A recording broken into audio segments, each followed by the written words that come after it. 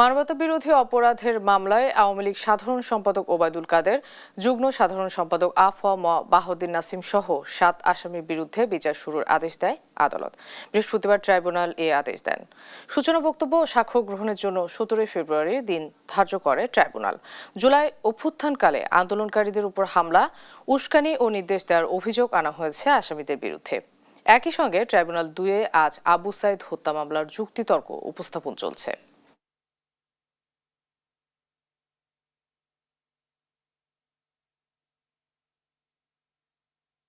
Tribunal 2-এ July গণঅভ্যুত্থানের অকুতোভয় সৈনিক আবু সাইদের মামলার আর্গুমেন্ট চলছে এবং আর্গুমেন্ট হলো এই মামলার সর্বশেষ ধাপ।